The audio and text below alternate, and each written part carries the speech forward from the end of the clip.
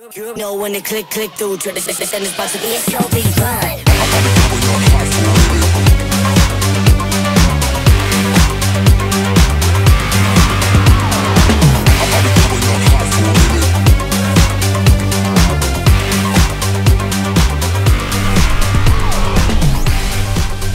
Bonjour à tous les amis, j'espère que vous allez bien. Cette semaine, je vous présente l'essai du nouveau Toyota RAV4 hybride rechargeable. C'est le RAV4 le plus puissant de l'histoire avec un moteur de 306 chevaux, mais surtout une autonomie en 100% électrique de 100 km.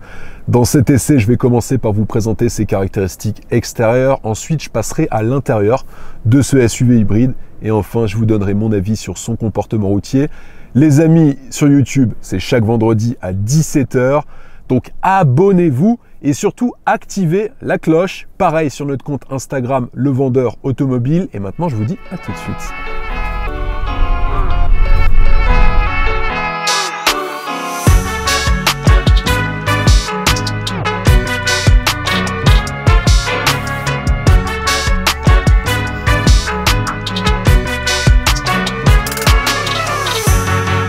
Le Toyota RAV4 a vu le jour en 1994 au Salon de Genève et en 26 ans, plus de 10 millions d'unités ont été vendues à travers le monde, dont 2 millions en Europe. Et la 5e génération du RAV4, elle, s'est écoulée à plus de 10 000 unités en France. RAV4, qu'est-ce que ça signifie? Ça signifie Recreational Active Vehicle with 4-Wheel Drive. Et on peut dire clairement que quand on compare la 5e génération du RAV4 avec la première, on est vraiment passé d'un 4x4 des villes à un SUV familial écologique. Écologique, c'est vraiment le cas de le dire. Il y a une première version hybride non rechargeable qui est sortie lors du lancement de cette 5e génération. Et en 2020, Toyota lance une motorisation PHEV, donc hybride rechargeable, avec un moteur très puissant, 306 chevaux, mais surtout une autonomie en 100% électrique de 100 km. Sur le marché de l'hybride rechargeable en France aujourd'hui, je crois qu'il a le record. Le deuxième SUV hybride rechargeable avec autant d'autonomie en full électrique, je crois que c'est le GLE 350DE de Mercedes. Et vient ensuite le BMW X5 45e que j'avais déjà essayé sur notre chaîne YouTube, qui lui propose une autonomie réelle de 70 km. Donc 100 km en 100% électrique, c'est vraiment pas mal. Le constructeur japonais avec cette motorisation hybride rechargeable a clairement pour objectif de montrer ses avancées technologiques sur l'hybride, mais aussi et surtout de montrer qu'il est prêt enfin à passer au 100% électrique. Le marché de l'automobile en 2020, il a été fortement impacté par la crise sanitaire du Covid. Vous vous en doutez, 33% de baisse des ventes, tout constructeur confondu sur le neuf, je parle bien évidemment. En revanche, sur l'électrique, c'est l'effet complètement inverse. C'est une année record, l'année 2020, puisqu'il s'est vendu 110 000 voitures électriques en 2020 contre 42 000 en 2019. Il s'est écoulé 74 000 voitures hybrides rechargeables en 2020 contre 18 500 en 2019. C'est juste colossal. Et enfin, les voitures hybrides non rechargeables, elles se sont écoulées à plus de 130 000 exemplaires. Donc au total, on dépasse les 300 000 voitures électrifiées vendues en 2020. Pour rappel, en 2019, c'était 130 000 voitures, donc le marché s'est multiplié par 2,5. Il y a aussi d'autres éléments à noter, comme par exemple sur octobre, c'est la première fois que les voitures hybrides rechargeables dépassent les immatriculations des voitures full électriques. Bref, vous l'aurez compris, 2020, c'est un peu l'année de consécration pour les voitures électrifiées. Je pense que les gens, notamment grâce aux incitations fiscales, ont enfin compris que les voitures électrifiées pouvaient être complètement en corrélation avec leurs besoins au quotidien. Sur l'extérieur, commençons par la face avant. Vous pouvez avoir les bus de lave-glace ainsi que le pare-brise dégivrant. On retrouve toujours ce capot assez plat et positionné assez haut, tout comme sur les versions non hybrides rechargeables. Ça ne change pas. Sur la face avant, elle est assez massive et verticale. Quand vous mettez de côté, c'est là qu'on s'en rend compte. On a toujours ces formes trapézoïdales. Il y en a trois sur la calandre que j'ai identifiée. Déjà, vous avez la première qui est juste ici, qui lèche les feux bi-LED. On a une partie qui est ajourée, mais ce n'est pas une entrée d'air, ça c'est factice, c'est purement esthétique. On en a une deuxième avec l'encerclement de la calandre qui est en nid d'abeille, assez béante. La différence par rapport aux versions non hybrides, c'est que sur cette version PHEV, vous avez l'encerclement sur la partie supérieure qui est chromé, la caméra qui vous permet d'utiliser ce système de caméra à 360 degrés qui est assez précis d'ailleurs sur ce RAV4. Et puis enfin, dernière forme trapézoïdale, c'est celle-ci. Autre différence et spécificité sur cette version PHEV, c'est le bas du bouclier. Vous n'avez plus le ski de protection comme sur la version que j'avais essayé. Vous avez cette partie en aluminium avec le bas du bouclier en or brillant. Ça lui va très bien. Il faut noter que vous avez beaucoup d'aides à la conduite. Déjà, vous avez le régulateur de vitesse adaptatif intelligent, le système de sécurité pré-collision ou encore l'alerte de franchissement de ligne. 4 modèles de jantes sont proposés. Sur notre modèle d'essai, on a les jantes Kaylis d'une taille de 19 pouces. Les 3 autres modèles de jantes font une taille de 18 pouces et sont disponibles en accessoires. Sur le freinage, je vais y revenir plus en détail sur la partie de l'essai routier. Vous avez des étriers de frein à 2 pistons à l'avant, un piston à l'arrière et vous allez constater que le poids des batteries influe forcément sur l'efficacité du système de freinage. Pour reconnaître un plug-in hybride, RAV4, c'est assez simple, c'est écrit sur le côté. Donc il y a quand même plusieurs éléments pour les distinguer d'un modèle non hybride rechargeable. Sur les teintes de carrosserie, il y en a 5 qui sont proposées sur ce modèle, dont ce gris acier bicolore avec le toit noir. Vous avez aussi les arches de roue juste ici en noir brillant, tout comme les bas de caisse. Je trouve que la couleur lui va assez bien. Sur les rétroviseurs, des rétroviseurs avec un rappel de clignotant, ça n'a rien de très innovant. En revanche, vous avez quand même le détecteur d'angle mort, pratique avec les motos, si vous êtes sur le périph' par exemple, et aussi la caméra. Ici, vous en avez une de chaque côté sous le rétroviseur qui permet, elle également, avec la caméra arrière et la caméra dans le bouclier que je viens de vous montrer, d'utiliser ce système de caméra à 360 degrés. Il y a aussi le haut de l'encerclement des fenêtres qui est chromé. Il y a pas mal d'éléments chromés sur cette voiture. Et il faut noter que vous avez un double vitrage, ce qui permet d'améliorer l'insonorisation lorsque vous êtes au volant de cette voiture. En accessoire, il y a des marchepieds pour 730 € et vous pouvez ajouter, en plus de ces rails de toit, des barres de toit qui viennent s'installer de manière perpendiculaire. Il y a même les emplacements juste ici et ici. En accessoire, vous avez également un coffre ASCII Toyota d'une contenance de 460 litres que vous pourrez mettre sur votre toit si la contenance du coffre n'est pas suffisante pour vous. Le toit ouvrant, en parlant de toit, le toit ouvrant il est disponible pour 1 200 €. Il apporte beaucoup de lumière à l'intérieur, je vais y revenir dans la présentation des places arrière. Les vitres arrière sont surteintées, tout comme la lunette arrière, juste là. Alors la trappe pour recharger votre moteur électrique, je trouve qu'elle est énorme. Regardez la taille, la taille est plus grande que ma main. De ce côté-là, ce sera pour recharger la batterie du moteur électrique. Et de l'autre côté, exactement au même endroit, vous avez la trappe pour remplir votre réservoir de carburant qui fait une contenance de 55 litres. La partie arrière, on aime ou on n'aime pas. Je trouve ça assez anguleux, même très anguleux. Et puis on retrouve ces formes trapézoïdales que je vous ai décrites à l'avant. Alors, moi ça ne me choque pas, je ne vais pas vous dire que c'est le type de design que j'affectionne tout particulièrement sur un SUV. Je préfère des formes un tout petit peu plus rondes. Pour autant, je trouve la disposition des éléments, que ce soit le béquet, les feux qui sont à LED, ou encore le bouclier et le diffuseur, assez bien harmonieux entre eux. Autre point pour reconnaître un plug-in hybride, encore une fois, c'est écrit juste ici, vous ne pourrez pas les confondre, ce sera vraiment simple. Il n'y a peut-être que sur la partie avant, ou si on ne regarde pas de très près, on peut confondre les deux versions, mais sinon sur le côté et sur la partie arrière, de toute façon, c'est écrit dessus. 2 sorties d'échappement qui ne sont pas factices. Je vois tellement de voitures aujourd'hui avec des échappements factices que je tiens à vous le préciser. Et puis, vous pouvez en accessoire, dans le configurateur de Toyota, opter pour un crochet d'attelage qui vous permettra de tracter jusqu'à 1500 kg et qui est couplé avec le système anti-louvoiement, le TSC. Ouverture et fermeture du haillon électrique. Vous pouvez même avoir en option la possibilité d'ouvrir le haillon avec votre pied en passant le pied sous le bouclier arrière de la voiture. Un coffre qui est surélevé de 3,5 cm par rapport aux versions non hybrides. Donc là, vous perdez un petit peu dans le coffre. Ça, c'est dommage. Sur les versions non hybrides rechargeables, il y avait quand même un coffre de 580 litres qui faisait du RAV4 l'un des plus grands coffres de sa catégorie, si ce n'est le plus grand. Donc là, on passe de 580 à 520 litres, 60 litres qu'on perd quand même. C'est dommage. Et si vous baissez la banquette arrière, là, vous aurez 1604 litres, car elle est rabattable. Vous avez un cache-bagages. Sous le plancher du coffre, un espace pour ranger vos câbles de recharge. Vous avez aussi un kit anti-crevaison qui est disponible. Caisson de basse du système audio JBL qui est sur la gauche et sur la droite. Vous avez une prise 220 volts et aussi une prise 12 volts qui sont disponibles. Le châssis du RAV4 PHEV repose sur la plateforme GAK. Les batteries lithium-ion sont situées sous le plancher de la voiture. Elles ont une capacité de 18 kWh, ça permet une meilleure répartition des masses.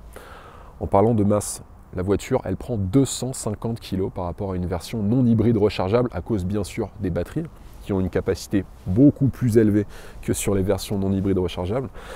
Donc là, le poids de la voiture, il s'élève à vide à 1910 kg. On frôle la barre symbolique des 2 tonnes tout de même, hein, avec ce SUV de moyenne taille. Sur ces dimensions, 4,60 m en longueur, 1,85 m en largeur hors rétroviseur pour une hauteur de 1,69 m. Et on a une garde au sol de 19 cm, ça vous permettra de vous aventurer hors des sentiers battus. Et bien un mode trail que vous pourrez aussi utiliser. Sous le capot, un moteur de 4 cylindres en ligne à essence, d'une cylindrée de 2,5 litres qui développe 185 chevaux pour 227 Nm de couple. C'est 7 chevaux de plus que les versions non hybrides rechargeables. Il est à cycle Atkinson. Alors, le cycle Atkinson, pour ceux qui ne savent pas, c'est un cycle thermodynamique qui est utilisé dans les moteurs thermiques. Le principe, il est assez simple. Il permet une meilleure détente que la compression. Il améliore le rendement au prix, malheureusement, d'une puissance plus faible. Mais comme le rendement est meilleur, ça vaut le coup d'avoir un cycle Atkinson sur votre voiture. Il est utilisé d'ailleurs dans beaucoup de moteurs hybrides modernes.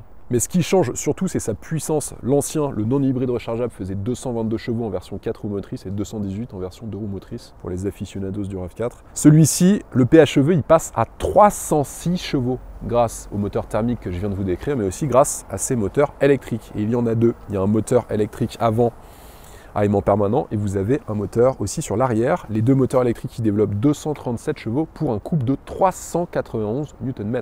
C'est colossal. C'est pour ça qu'à basse vitesse, dès que vous appuyez à fond, vous avez des relances qui sont extrêmement véloces. Il faut le savoir.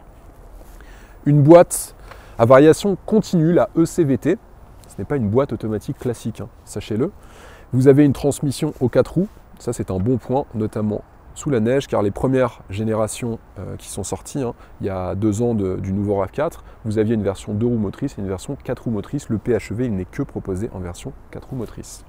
Sur ces consommations, alors sur ces consommations, nous on a réalisé, j'évite de donner les consommations constructeurs sur des hybrides rechargeables parce qu'à chaque fois, il y a énormément de débats autour de ça. C'est vrai qu'ils minimisent la consommation réelle puisque, je vous l'ai rappelé dans pas mal de vidéos d'hybrides rechargeables, à chaque fois ils font des essais en utilisant au maximum le moteur électrique. Alors moi j'ai utilisé comme je le pouvais le moteur électrique et j'ai essayé de recharger quand je pouvais le faire. Alors j'ai réalisé sur autoroute, j'ai fait déjà 1100 km avec la voiture. Sur autoroute, je faisais 6,4 litres lorsque le moteur électrique était complètement vide. Avec le moteur électrique, vous allez baisser la consommation sur autoroute. Si vous roulez à 130, vous allez être à environ 5 litres 2. Parce que là, vous avez moteur électrique et moteur thermique hein, qui vont travailler de concert. Et on va dire qu'en ville, c'est là où ça peut être intéressant parce qu'en ville, j'ai pas fait les 100 km, j'ai fait 81 km, mais en ayant vraiment des œufs sous le pied. Hein. Si vous roulez de manière un peu dynamique en full électrique, sachez que vous pourrez déjà monter qu'à 135 km/h en full électrique. Et en ville, vous allez peut-être faire du 1,5 litre, 2 litres, parce qu'à des moments, le moteur thermique va reprendre. Bon, 1,5 litre, 2 litres, c'est juste rien du tout. L'intérêt, encore une fois, d'avoir et d'acheter un PHEV, c'est de recharger le plus possible le moteur électrique. Vraiment, c'est hyper important parce que si, par exemple, vous êtes un gros rouleur, vous faites 20-30 000 km par an, le PHEV n'est pas du tout intéressant. Il faut vraiment le recharger au maximum. Mais effectivement, c'est une voiture, pour ceux qui l'utilisent pour le trajet travail-domicile, c'est juste top. Vous pourrez réellement réduire vos consommations de carburant. Un prix de base de 52 650 € en finition business. Et en finition collection, c'est celui que j'essaie aujourd'hui. Là, on est à 61 500 €. Donc, on dépasse les 60 000 €. Hein. Ça commence à devenir beaucoup. Mais vous le savez, les technologies hybrides rechargeables coûtent cher à l'achat. Alors, l'avantage, vous pourrez quand même vous consoler avec des émissions de CO2 qui sont extrêmement faibles. 22 grammes de CO2 émis par kilomètre en norme WLTP. Donc là, vous ne paierez pas de malus écologique à l'immatriculation. Et surtout, si vous êtes un professionnel ou une entreprise, vous ne paierez pas de taxes sur les véhicules de société chaque année. Ou du moins, elle va être super faible, hein, parce qu'il y a beaucoup de départements, c'est 1 € le gramme en dessous de 100 grammes de CO2 émis par kilomètre. Donc vous paierez seulement 22 € par an, ce qui est juste rien du tout comparé à des voitures avec la même puissance qui ne sont pas hybrides rechargeables.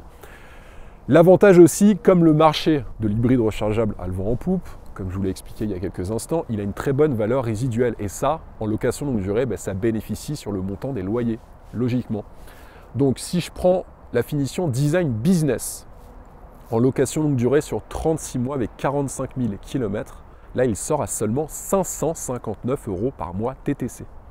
Et si vous souhaitez la finition collection, comme sur notre modèle d'essai, toujours sur 36 mois avec 45 000 km, soit 15 000 km par an, Là, il sera à 100 € plus cher, à seulement 659 € par mois TTC sans apport. Si ça vous intéresse de prendre ce nouveau RAV4 PHEV en location longue durée, cliquez sur le lien que je vous mets en description de la vidéo, remplissez le formulaire jusqu'au bout, c'est vraiment très important. Et ensuite, notre équipe de commerciaux vous appellera et vous enverra un devis précis. Passons maintenant à l'intérieur avec les places arrière. Regardez la place qu'on a, 2,69 m d'empattement. Je vous en avais parlé dans l'essai de la version non hybride rechargeable, que j'avais déjà essayé, mais regardez un petit peu. Moi, le siège avant, il est réglé pour ma taille, je fais 1,88 m. Et à l'arrière, force est de constater que la place est juste gigantesque. Je pense que dans sa catégorie, autant sur les sièges avant, c'est vrai qu'il y a d'autres concurrents comme chez Mercedes, Audi, BMW qui font aussi bien. Par contre, sur les places arrière, en termes d'habitabilité et de confort, le RAV4, il est vraiment tout en haut du podium. J'ai énormément de place pour mes genoux. Moi, il me fait penser sur son habitabilité à l'arrière à un 4x4 premium comme des X5, des Q7, tant l'espace est généreux. J'adore perso. En plus, petit détail, vous avez la possibilité de choisir entre deux inclinaisons du dossier à l'arrière. Une première inclinaison assez verticale et une deuxième plus horizontale. Donc ça aussi, les personnes de grande taille pourront se positionner sur la deuxième, un peu plus horizontale. Et là, on aura l'impression presque de s'allonger à l'arrière de ce RAV4. Bon, j'exagère un petit peu. À l'arrière, vous l'aurez constaté, un ciel de toit qui est anthracite avec un toit ouvrant panoramique qui apporte beaucoup de lumière à l'arrière notamment de cette voiture. J'adore, vous avez en plus un rideau occultant si vous le souhaitez, si vous voulez avoir un peu moins de lumière. Ça aussi, c'est très bien vu. Autre point à noter au centre, un couloir central, 2 portes gobelets, il est assez large. Vous pouvez donc avoir les sièges chauffants à l'arrière, alors pas au milieu, ce sera à droite ou à gauche, qui sont activables avec une commande qui est située sur la contre-porte. Des bus d'aération qui sont orientables, 2 prises USB qui sont juste ici, poche aumônière bien évidemment, les enceintes du système audio JBL dont je vous ai parlé tout à l'heure, et sur les contre-portes, alors c'est vrai, on est sur une voiture japonaise, c'est pas ce qu'il y a de plus sexy, en tout cas ça fait largement le travail, et je trouve les plastiques, bien qu'ils soient assez moussés, on va dire, sur le bas, on n'est pas sur du plastique méga dur, sauf peut-être sur le bas de la contre-porte, mais sur le haut, on a du cuir avec ces surpiqûres rouges, et ça, c'est plutôt sympa. Les contre-portes à l'avant sont identiques. Il y a une chose que j'aime bien sur les RAV4, c'est la matière qui est juste ici, en fait, derrière. C'est une sorte de plastique antidérapant. Ça, c'est pas mal, notamment lorsqu'il pleut. Moi, je vois hier, il pleuvait beaucoup. Quand j'ai pris la voiture au Parc Presse, et je me suis rendu compte que j'avais les mains humides, et quand j'ai pris ma poignée pour fermer la porte, ça a grippé immédiatement. C'est un petit détail, mais ça peut faire la différence. Voilà, sinon sur la contre-porte, on retrouve toujours ce cuir avec les surpiqûres rouges. L'inscription plug-in hybride. Réglage des sièges électriques. Alors les sièges, ils ont un look sportif, ils sont recouverts de cuir avec des détails rouges, comme je vous le disais, c'est sur piqûre. Électrique à mémoire avec le réglage des lombaires, et ils sont surtout chauffants et ventilés. Et ouais, ils sont ventilés à ce niveau de gamme, c'est tellement rare, autant les sièges chauffants, ça commence à se démocratiser. Par contre, la ventilation des sièges, il faut quand même avoir un modèle, souvent à plus de 80, 90, voire 100 000 €. Vous noterez peut-être que grâce à la plateforme GAK, on a une assise qui est plus basse pour le conducteur, ce qui permet d'avoir une bonne connexion avec le véhicule. Une excellente assise dans cette voiture, comme je vous le disais, c'est vrai que c'est à l'arrière qu'on a vraiment une grosse différence par rapport à ses concurrents, mais on se sent dans un véhicule premium au volant de ce RAV4 PHEV. Un volant 3 branches recouvert de cuir et chromé, qui est réglable manuellement avec une commande qui est située juste là. Décidément, Toyota aime bien le chrome, il y en a beaucoup de chrome sur l'extérieur, je vous ai présenté ça en détail il y a quelques instants. Bon, perso, après, moi je suis pas trop fan, après il en faut pour tous les goûts. Volant multifonction avec une très bonne disposition des commandes. Ça m'arrive sur certains modèles de me plaindre de la disposition des commandes, mais sur le RAV4, ça tombe très bien sous la main. Ici, vous pourrez naviguer dans votre écran d'instrumentation. Avec ces commandes, régler le volume, activer le contrôle vocal, répondre à vos appels téléphoniques. Et sur la droite, vous pourrez régler votre régulateur de vitesse adaptatif et intelligent. Ici, changer les playlists que vous aurez mises dans votre système d'info divertissement. Vous avez des palettes au volant et avec le pack exclusif, vous avez le volant qui est chauffant, qui est activable avec un bouton qui est situé sur la gauche du volant. Juste ici au niveau de mes mains, vous le voyez peut-être. On a le droit sur la version collection à l'affichage tête haute couleur, c'est le cas sur notre modèle d'essai puisqu'on essaye, je vous le rappelle, la version collection. Et puis derrière le volant, on a le compteur et contours digitaux au centre avec un écran TFT de 7 pouces Et pour la sécurité, il y a le Toyota Safety Sense, alors qui permet de réduire les risques d'accident et alerte le conducteur sur les dangers. Il va agir sur le freinage et à la direction pour éviter un impact.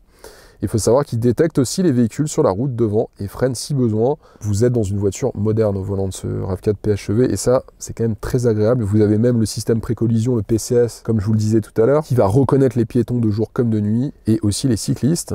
Et puis ce fameux régulateur de vitesse adaptatif qui est jumelé avec le lecteur des panneaux de signalisation qui va adapter automatiquement la vitesse du véhicule en fonction des changements de limitation qui sont indiqués par les panneaux. Et enfin, l'alerte de franchissement de ligne avec maintien dans la voie. On est dans une voiture ultra moderne, on se sent vraiment en sécurité, et puis la voiture freine souvent à des moments où on n'a pas anticipé un freinage un peu appuyé des personnes qui vous précèdent. Et ça participe aussi au confort au volant de ce RAV4. Rétroviseur central intelligent qui est inclus dans le pack exclusive. Regardez, vous avez le retour caméra.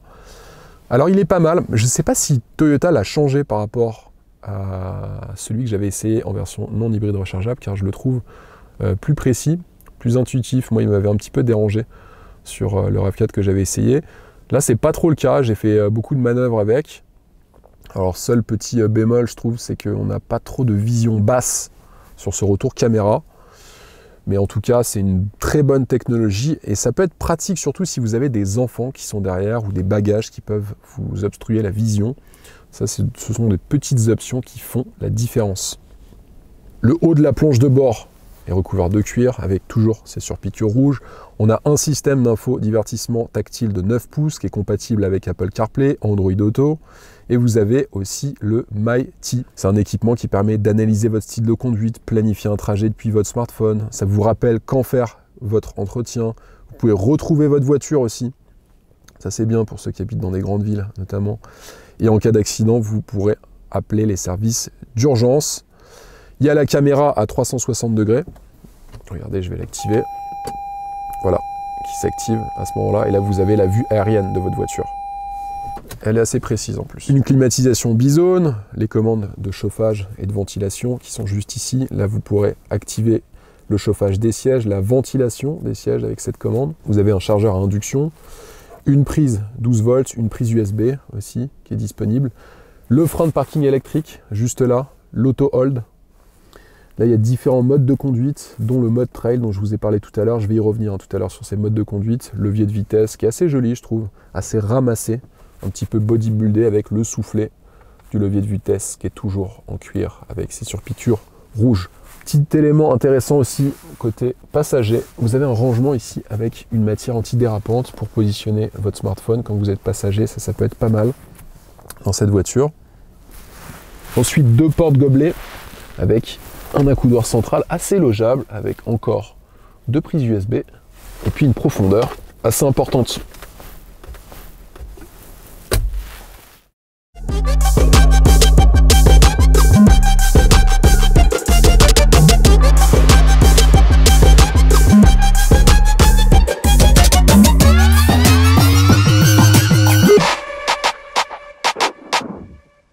Place maintenant l'essai routier. Premier élément dont je souhaitais vous parler, c'est l'insonorisation au volant de cette version hybride rechargeable. Les ingénieurs de Toyota ont mis un point d'honneur à améliorer le silence de fonctionnement à bord par rapport aux versions non hybrides rechargeables. Déjà, vous avez l'ensemble boîte-pont qui a été conçu pour limiter les vibrations des engrenages avec des surfaces dedans polies. Ça améliore forcément le silence de fonctionnement à bord de cette voiture. Vous avez aussi un moteur thermique qui peut fonctionner à des régimes moteurs moins élevés que sur les versions non hybrides rechargeables. Donc le moteur fait moins de bruit si vous préférez. Vous avez aussi des insonorisants dans les vitres et puis la surface des ailes a été travaillée de telle manière à ce que l'aérodynamisme permette une réduction du bruit. Tous ces petits éléments font que la différence par rapport à la version que j'avais déjà essayée est juste très marquée. À tel point que lorsque j'ai roulé avec la voiture, au bout de 25 minutes d'autoroute, je me suis demandé si j'étais dans le même véhicule. Je ne suis pas en train de vous dire que la version non hybride rechargeable qui fait 218 ou 222 chevaux est bruyante, c'est pas du tout le cas. Mais là, dans cette version PHEV, on monte clairement de gamme. On a l'impression d'être dans un véhicule à 100 000 €, donc un gros SUV premium allemand comme un BMW X5, un Mercedes GLE ou encore un Audi Q7. Et je peux vous assurer que c'est plus qu'appréciable au volant de ce SUV. C'est en mode hybride que vous aurez les meilleures performances. Là, je ne vais pas vous parler des performances de la voiture, mais plutôt de son autonomie. Alors, en 100% électrique, bon, annoncé à 100 km, là, il faudra vraiment faire que de la ville à très basse vitesse et vraiment jouer le jeu de l'éco-conduite. J'ai fait 2 recharges du moteur électrique. Sur la première recharge, j'ai pas fait de la ville, j'ai fait que du périurbain avec un peu de route nationale. Là, j'ai fait 55 km. Par contre, sur la deuxième recharge, j'étais dans Paris et je n'ai que circulé dans Paris et sa périphérie. Et là, je suis arrivé à 82 km. Donc, on va dire que les 100 km annoncés sont peut-être un petit peu optimistes. Par contre, vous pourrez les atteindre ou du moins les frôler si vous ne faites que de la ville à très basse vitesse. Quand je vous dis à très basse vitesse, c'est en dessous de 30-40 km/h. C'est-à-dire, bon, à Paris, ce sera parfait, puisque avec Hidalgo maintenant, de toute façon, elle ne veut plus que les voitures circulent. Donc si vous voulez tester un RAV4 PHEV, faites un tour dans Paris, passez une petite après-midi. Vous ferez 12 km en 2 heures, vous serez assez content. Mais par contre, l'avantage, c'est que l'autonomie sera très élevée. Plus sérieusement, en 100% électrique, vous pourrez atteindre 135 km/h. Alors c'est assez marrant parce qu'il y a 2 jours, j'étais en Ferrari SF90 Stradale avec un moteur hybride de 1000 chevaux, qui est la Ferrari la plus puissante de l'histoire, qui elle aussi ne peut atteindre que 135 km/h en 100% électrique. Bon, je ne vous demande pas de faire le lien entre une Ferrari SF de 1000 chevaux et le RAV4 PHEV, mais en tout cas, c'est juste pour vous expliquer que l'hybride rechargeable peut difficilement aller au-delà de 130-140 km/h. C'est donc le cas sur cet engin. Avec le moteur thermique seul, on continue à avoir de la puissance, on continue à avoir de la réactivité, même si bien évidemment, et j'insiste encore une fois, je vous en ai parlé tout à l'heure dans la présentation du moteur, l'intérêt d'acheter une version hybride rechargeable, c'est de la recharger, de recharger la batterie du moteur électrique le plus souvent possible. Une transmission intégrale AWDI sur ce RAV4 hybride rechargeable qui est de série. Donc AWD, ça veut dire All Wheel Drive. En fait, vous avez un moteur électrique de 40 kW sur l'essieu arrière pour l'alimenter. Le fonctionnement, il est le même que vous soyez en 100% électrique ou en mode hybride. Donc contrairement à certaines voitures hybrides rechargeables, comme par exemple certaines BMW qui nécessitent le moteur électrique et le moteur thermique pour proposer un mode X-Drive, donc une transmission intégrale, ce n'est pas le cas sur un RAV4 hybride rechargeable. Donc même si par exemple vous n'avez plus de batterie dans votre moteur électrique, la voiture restera une transmission intégrale. Donc ça, c'est quand même un bon point. Deuxième bon point, la répartition du couple entre l'essieu avant et arrière est automatique et se fait en fonction de la situation de conduite pour améliorer le confort de conduite et aussi le dynamisme au volant de ce RAV4. Pour ceux qui avaient vu mon essai du RAV4 hybride non rechargeable, que j'avais posté il y a quelques mois maintenant, j'avais fait un petit peu de off-road, mais du off-road très léger, c'est pas un franchisseur. Alors vous pourrez vous aventurer avec cette version PHEV hors des sentiers battus, sachez-le, avec l'aide notamment de cette transmission intégrale. Après, cherchez pas à faire des croisements de pont ou des montées infernales, ça ne fonctionnera pas, surtout qu'il n'a pas du tout les pneus. Mais tout de même, en hiver, sur des routes avec un petit peu de boue, de la terre, un petit peu de sable, il passera. Notamment grâce au mode trail. Le mode trail est enclenchable grâce à une commande qui est située juste à côté du levier de vitesse, juste ici. Vous avez appuyé sur ce bouton. En appuyant sur le bouton trail, vous allez avoir un verrouillage du différentiel à glissement limité. Donc ça, le fonctionnement, il est assez simple. Imaginons que vous soyez en train de passer un petit croisement de pont. Vous allez avoir une roue qui va motricer en l'air, c'est-à-dire elle va être en l'air, elle ne sera plus en contact avec le sol et elle va continuer à tourner. Ce mode trail, il va freiner cette roue totalement et transférer le couple qu'il envoie sur cette roue vers une roue qui pourra, elle, motricer, c'est-à-dire qui sera en contact avec le sol et qui pourra justement faire tourner la roue sans qu'elle patine. Ça, ce mode trail, j'ai pas pu l'essayer aujourd'hui parce qu'on n'est pas dans des conditions avec beaucoup de boue où je vais prendre le risque de m'aventurer avec 2 tonnes et une voiture qui n'est pas un vrai 4x4. En tout cas, vous pourrez aller voir sur internet, il y a quelques vidéos YouTube qui circulent sur lesquelles de petites évolutions en tout terrain sont faites. Mais attention, je tiens quand même à insister sur le fait que ce n'est pas un franchisseur, c'est un SUV qui vous permettra uniquement de passer de petits obstacles. Très bon confort de suspension, notamment grâce à la présence sur l'arrière d'une suspension à double triangulation. La double triangulation, son principe est simple. Vous avez un triangle supérieur et un triangle inférieur qui sont raccordés au châssis par 4 rotules. Qu'est-ce que ça permet, cette double triangulation? Ça permet de garder la même géométrie du pneu, même lorsque l'amortisseur est comprimé, contrairement aux amortisseurs de type McPherson. Alors, ça n'a rien d'ultra innovant aujourd'hui en 2021, mais en tout cas, ce qu'on remarque, c'est que toutes les voitures qui sont équipées d'une suspension à double triangulation sont souvent très confortables et arrivent plus facilement à absorber les chocs de la chaussée que des suspensions type McPherson. Une boîte de vitesse CVT, c'est pas une boîte de vitesse automatique traditionnelle, c'est une boîte de type épi cycloïdale à 2 axes qui fonctionne avec 2 poulies qui sont reliées par une courroie. Vous avez une poulie qui est reliée au moteur et une autre qui est reliée aux roues motrices. Et en fait, dans chaque poulie, vous avez 2 cônes, dont un qui est mobile et qui fait bouger la courroie. Et la courroie, c'est l'élément qui va permettre de transmettre la puissance du moteur aux roues, tout simplement. 3 modes de conduite, normal, éco et sport. Les modes de conduite ne sont pas autant marqués que sur une Porsche ou une Ferrari, vous vous en doutez et c'est normal, mais pour autant ils influent quand même sur la direction, la réactivité du moteur notamment. Donc si vous voulez un rythme un petit peu plus soutenu, il faudra vous mettre en mode sport. Et pour ceux qui veulent et qui aiment battre des records de consommation et d'autonomie, mettez-vous en mode éco. Puis votre vie sera extrêmement fun. Je plaisante bien évidemment. Je sais qu'il y en a beaucoup qui adorent raconter et qui consomment très peu de carburant. Avec cette voiture, vous pourrez battre des records d'autonomie, notamment avec la présence du moteur électrique. Sur le freinage, on y arrive. Je vous avais dit tout à l'heure que je vous en parlerai sur la partie de l'essai routier. 1910 kg à vide sur la balance, 250 kg de plus que la version non hybride rechargeable. Et ça se sent dans les virages. La voiture, elle est beaucoup plus lourde et moins agile que la version qui n'est pas équipée de cette motorisation hybride rechargeable.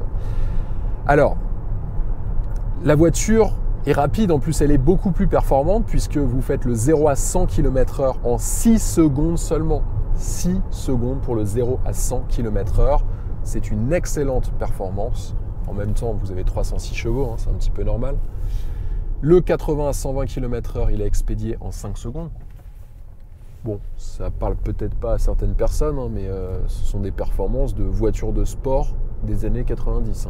Pour rappel, une Porsche 993, elle faisait environ 5 secondes 7 de 0 à 100. Ok, c'était il y a 25 ans, mais à l'époque, on appelait ça une fusée.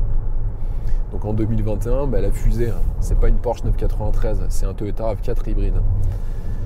Alors, les performances, moi je les ai trouvées excellentes. Bien sûr, surtout lorsque vous avez l'aide du moteur électrique qui vous apporte ce couple immédiatement. Ça, c'est la force des motorisations 100% électriques. Alors, quand ce moteur électrique est en marche seul, c'est vrai qu'il n'est pas très performant. Mais par contre, lorsque vous avez le moteur thermique qui s'ajoute à ce petit moteur full électrique, là, vous avez une voiture qui est hyper véloce. J'ai bien aimé. Mais encore une fois, ne vous amusez pas à l'emmener sur un rythme hyper soutenu sur des routes sinueuses notamment, parce que là, vous allez avoir l'inertie hyper importante dans les virages. La voiture a une tendance à s'écarter de la corde du virage, donc elle a une tendance au sous-virage et c'est bien logique. Donc à un rythme normal, je dirais que c'est une voiture qui est très appréciable. Après, ne la prenez pas pour un SUV sportif malgré la présence de ces 306 chevaux, ce n'est pas le cas.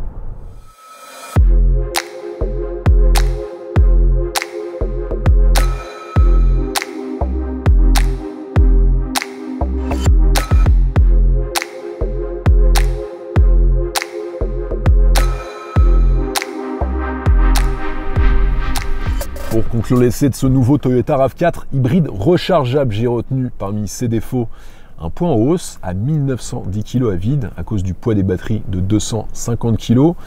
Il y a également un prix qui est très élevé à plus de 60 000 € dans cette finition collection si vous optez pour l'achat comptant. Heureusement, je vous rassure, il a beaucoup de qualité, déjà une très bonne valeur résiduelle, donc en location longue durée, il est très intéressant, notamment pour les entreprises et les professionnels. On a une autonomie bluffante de près de 100 km en 100% électrique, une habitabilité, comme je vous l'ai montré tout à l'heure, très généreuse, un silence de fonctionnement aussi ultra appréciable, notamment sur autoroute. Bref, il est bourré de qualité, comme vous pouvez le constater. Les amis, sur YouTube, c'est chaque vendredi à 17 h. Je vous présente un essai détaillé, donc abonnez-vous et activez la cloche. Pareil sur notre compte Instagram, Le Vendeur Automobile. Et moi, je vous dis à la semaine prochaine. Allez, ciao!